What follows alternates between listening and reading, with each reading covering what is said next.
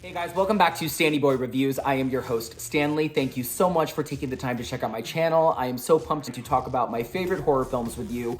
We are closing out January, aka Scream Month, with one of my favorite horror sequels and also probably one of your favorite horror sequels. It is Scream 2. I was toying with the idea of talking about both Scream 2 and Scream 3 and making this kind of a combo review, but I think that both of the films deserve their own time in the spotlight. So we are going to save Scream 3 for a future episode and focus solely on Scream 2 today. I'm sad because now we're going to have to get a bunch of new posters. As you see, all the posters in the background are all Scream movies. So now that Scream Month is over, I don't know what I'm going to do. Also, if you haven't subscribed yet, please take this time to subscribe! I really enjoy making these videos. I really enjoy editing them. I really enjoy talking about these movies. I'm just happy to be here, guys. Have a seat. I'm going to have a seat. You're probably already seated, actually. I don't know, you might be walking down the street with your dog. You might be driving. I hope you're not driving. Also, check this shirt out, you guys. This is the last Scream shirt I'm going to wear for a while. My friend Ryan made this by hand. This is one of my favorite shots from the original Scream. We got Sidney Prescott right here. We got Billy Loomis right here. We got Gale Weathers right there. On the back, it says, "What's your favorite scary movie?" Follow my boy Ryan on Instagram. His handle's right here. Maybe it's right here. It might be right here. I don't know. Either way, let's do it. I finally came back for you. Stanny. I'm going to twist your back like mine, so you'll never get out of bed again.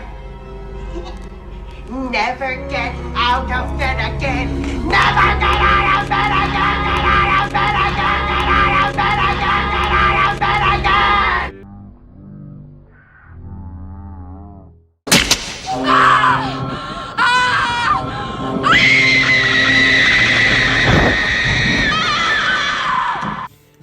I just want to point out that this is probably the 5th time that I've tried recording this because my upstairs neighbor has the world's most psychotic dog. He's a 10-year-old nightmare, and all he does is fucking bark. I'm an animal lover, but if I could send this dog to another planet on a rocket ship, I'd be a lot happier.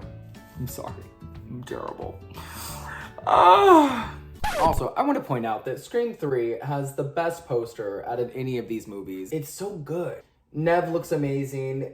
Her haircut doesn't look like that in the movie. We're not here to talk about Scream 3. We're here to talk about Scream 2. Kevin Williamson already actually had a trilogy planned out for both 2 and 3. So when Scream 1 was in theaters, it had already been greenlit. Nev had already signed a contract to return. Courtney Cox, David Arquette, Jamie Kennedy, they were already going to be returning. Patrick Lussier would be returning as an editor. Marco Beltrami would be returning as a composer. And of course with Wes Craven directing. They would start filming sometime early 1997, and they made and released this movie within a year of the original film. It's bonkers. It's just amazing that this movie got made in such a little time frame and that it turned out as good as it did. And keep in mind that this movie was made during the internet's heyday, at the peak of America Online, or AOL. I don't know if any of you remember America Online. I certainly do.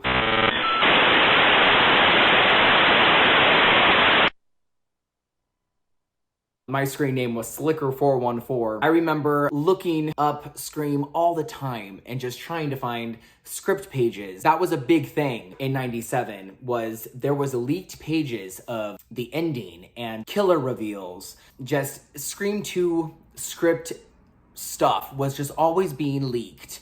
Recently, Kevin Williamson admitted that he had an assistant that wrote up a bunch of fake out endings and fake out killer reveals to throw off moviegoers. And man, did it work, because I went into this movie thinking so-and-so was the killer and this was going to happen. Kevin Williamson was ahead of his time and on point with the game and used the internet to his advantage. Everybody wanted to be in Scream 2. You have Sarah Michelle Gellar, you have Rebecca Gayheart, you have Portia de Rossi, Aunt Jackie from Roseanne. It's because of the cast that this movie ended up working so well. Of course, it was written and directed impeccably, but the cast really had a lot to do with why it did as well as it did. Scream 2 had a budget of $24 million and would go on to gross $172 million worldwide. I remember seeing Scream 2 in theaters. I saw this movie 7 times in theaters. I was 12. I saw it on opening night, and I remember going into it and just being blown away by the fact I was watching a movie taking place in a movie theater while people were watching a movie, and just how weird and interesting that was. And just like the first movie, I didn't feel very safe. Like, I felt kind of like I was in danger. It was a different kind of experience, and from then on out, Scream kind of had me, and critics loved it. Critics really, really liked it. Gene Siskel was famous for hating the first film, but Gene Siskel liked the second one. I'm giving it a thumbs up too, and I liked it more than the original picture. A lot of critics applauded its originality and its writing, and really thought that it just took everything that the first one did and did it better. Let's get down to the plot. We pick up 2 years after the incident in Woodsboro, and we have followed Sidney Prescott to college. She is trying to pick up the pieces of her life, and now there has been a movie that has been made called Stab that is based off of a book called The Woodsboro Murders, written by her on-again, off-again nemesis, Gale Weathers. The movie has premiered, and during its opening night, 2 college students that also go to the same school have been murdered by someone wearing the Ghostface mask. Also going to the same college with Sidney is Randy. He has followed her there. And Sidney has a boyfriend named Derek, who is a frat boy and seems to be a safe space for her. They have kind of a good friend bubble. Sidney has a roommate named Hallie, who is trying to get her to join a sorority. They have a mutual friend named Mickey, who is a film student. They're just trying to maneuver college life. Everything seems to be okay until this double murder happens. Of course, Gale Weathers ends up on the scene. With her, she brings Cotton Weary. And Cotton Weary was in the first film who Sidney believed to had raped and murdered her mother. But as we found out, he was actually innocent. Cotton also realizes there's an opportunity to make a name for himself. Gale is also just trying to get her next story. And lucky her, more murders are happening. Also on the scene is Dewey. Dewey has popped up to make sure that Sidney is okay. He's got a little limp from being stabbed in the back. He and Gale kind of join forces to see who is donning the mask this time around.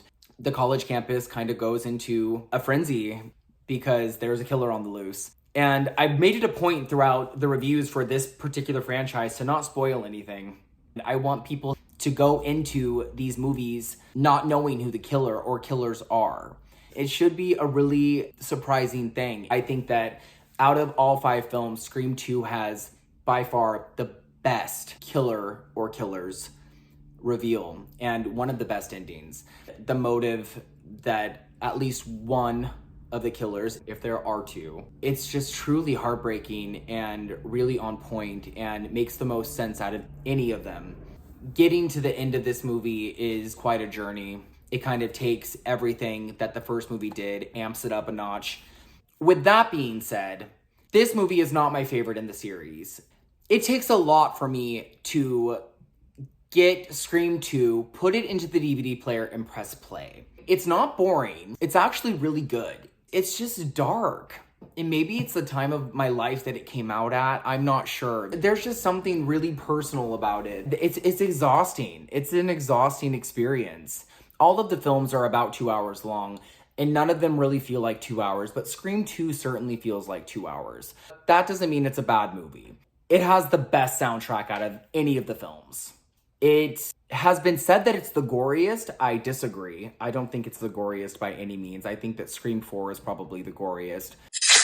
I just think that there are certain parts of the movie that make it feel like it doesn't belong in the same universe of movies. And Scream 3 also has a lot of that going on, much more so. If I had a perfect Scream universe, it would be Scream, Scream 4, and Scream 5. For some reason, I don't ever find myself aching to put it on.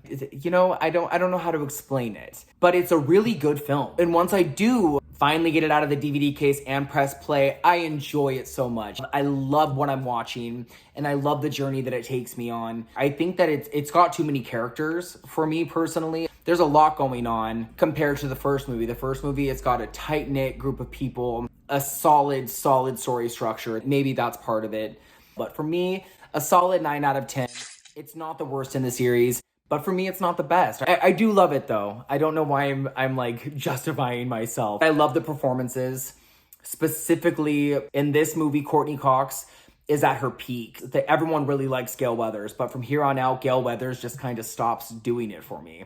And I know that she's a fan favorite, but 1 and 2 is where Gale Weathers is at her best for me. Scream 2 also has the best chase scenes. It has the most suspense out of any of the films. There's that car scene where Sidney is trying to climb from the back seat into the front seat over the killer is top notch. So good. If you haven't seen it, which you probably have, watch it. Let me know what you think. I'm probably going to get some hate on this. Whatever. Anyway, Scream 2, you guys. What are your thoughts? What are your feelings? Let me know. Drop a comment in the comment box below. Thank you so much for being a part of Scream Month. And I'm going to take this opportunity to let you know that February is going to be Love Hurts Month.